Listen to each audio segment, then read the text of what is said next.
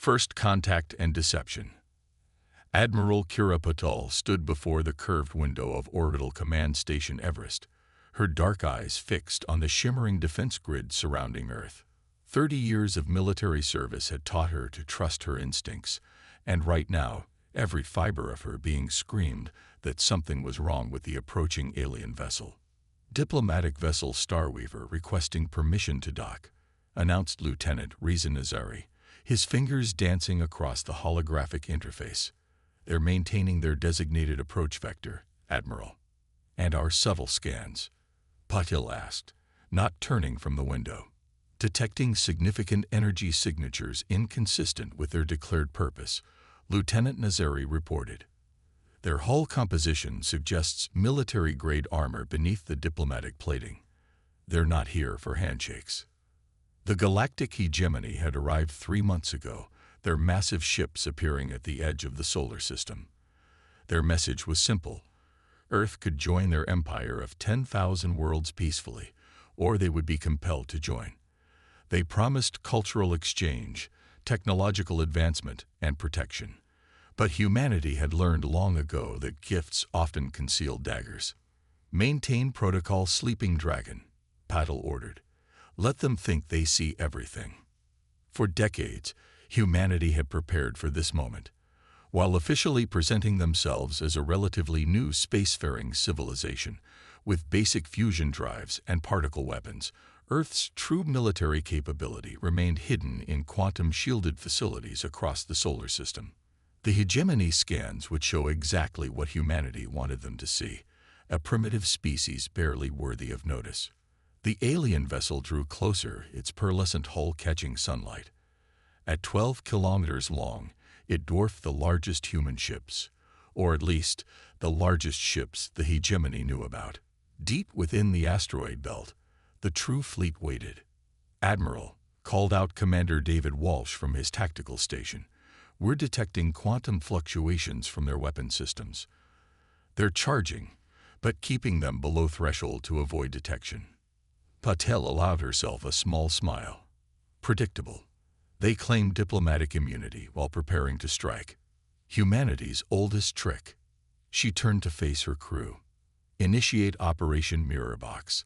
Let's show them what they expect to see." Across Earth's orbital installations, carefully crafted holograms activated, showing outdated defense platforms and primitive sensor arrays. Deep beneath the lunar surface, quantum computers processed real-time data from subspace sensors, tracking every movement of the hegemony vessel. The alien ship docked with practiced grace. From it emerged High Emissary Vorax, a tall, elegant being with iridescent scales and 6-fingered hands.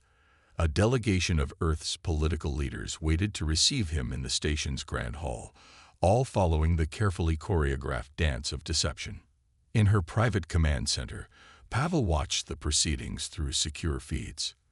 Beside her stood General Ibrahim Hassan, head of Earth's Special Operations Command.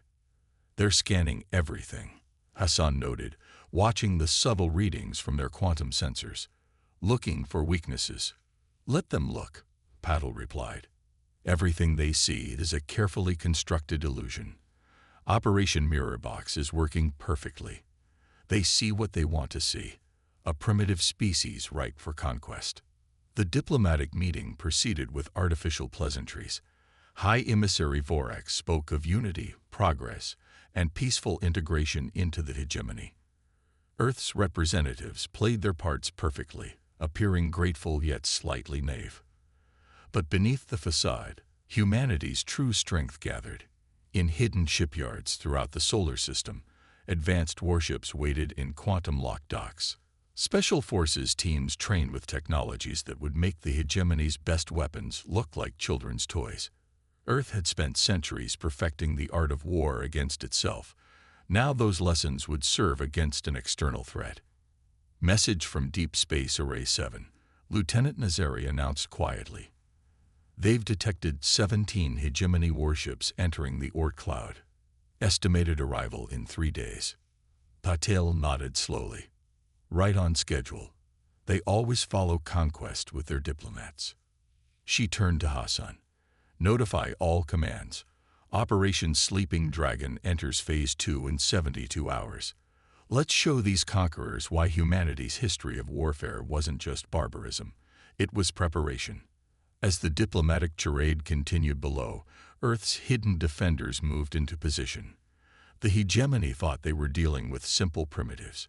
They would learn, too late, that humanity's greatest weapon had always been its ability to appear weak when it was strong. The trap was set. Now they would wait for the hegemony to spring it. The hidden arsenal. The hegemony struck at dawn.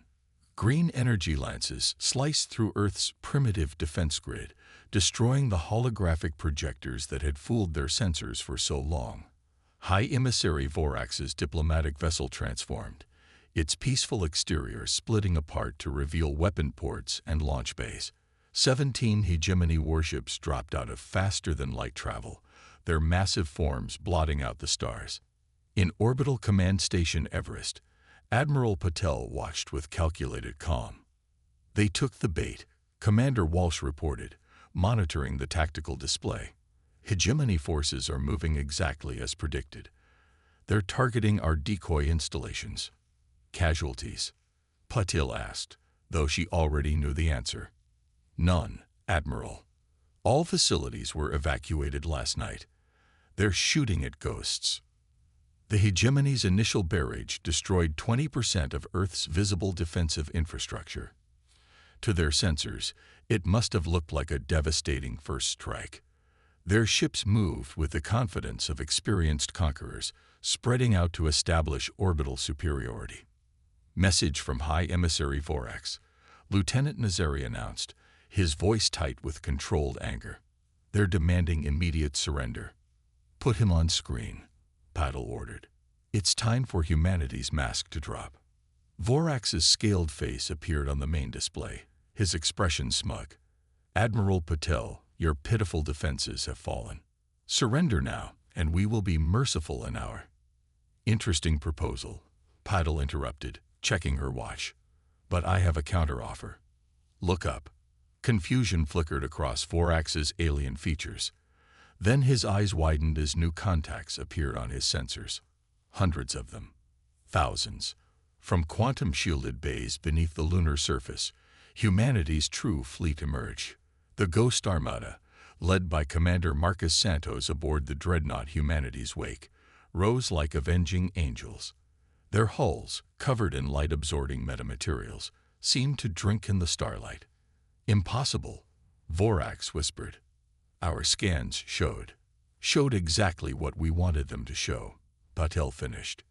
"Did you really think a species that spent millennia perfecting warfare wouldn't understand the value of deception?" The Ghost Armada moved with devastating precision.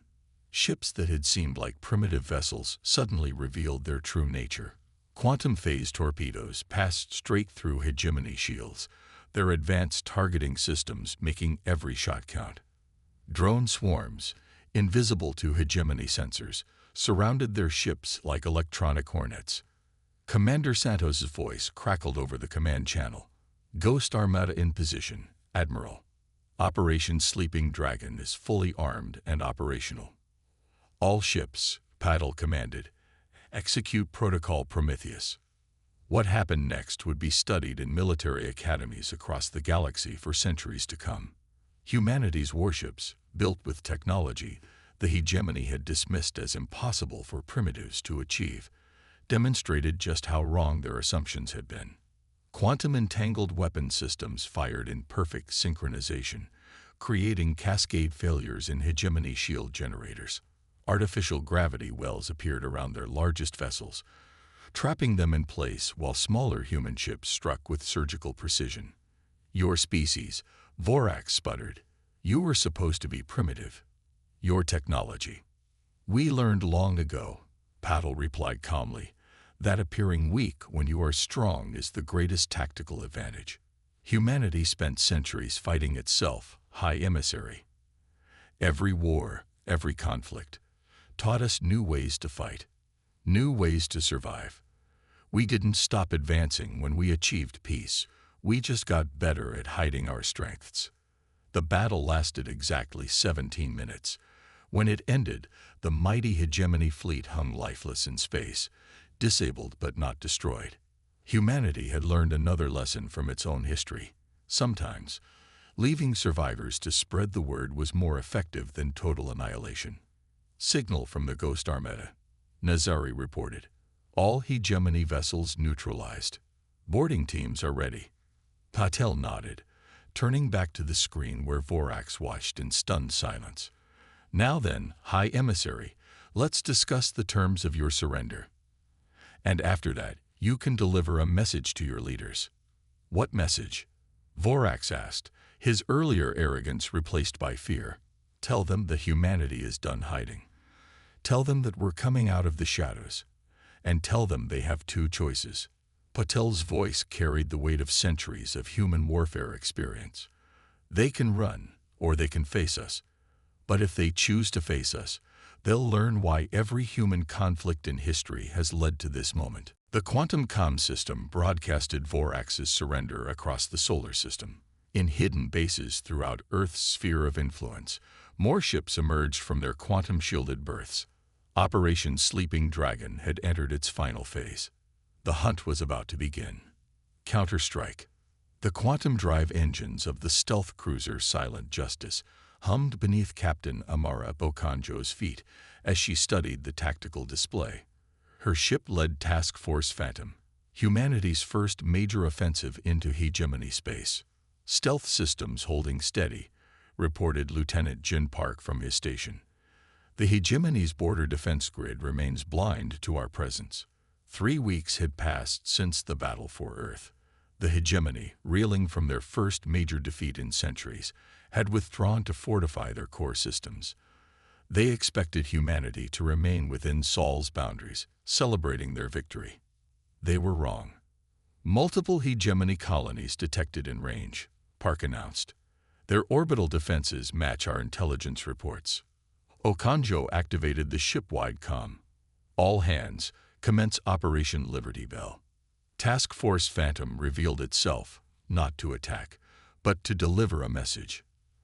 From the Silent Justice's holds emerged thousands of quantum-encrypted data packets, broadcasting directly to every communication device in the hegemony colonies. The truth about their empire's defeat, evidence of their leaders' lies, proof that the mighty hegemony could be resisted, and most importantly, an offer of alliance to any who would stand with Earth. The response exceeded all expectations. Rebellion's dawn. Within days, revolution erupted across a dozen hegemony systems. Subjugated species, inspired by humanity's victory, rose against their oppressors. The hegemony's carefully maintained image of invincibility shattered. Admiral Patel, now commanding the combined Earth defense fleet from the newly commissioned dreadnought Thermopylae, watched the galaxy map with satisfaction. Red indicators showing hegemony control were rapidly replaced by green allies and yellow contested zones. Report from the Andromedans. Admiral, Commander Walsh announced. Their resistance cells have secured 3 more systems.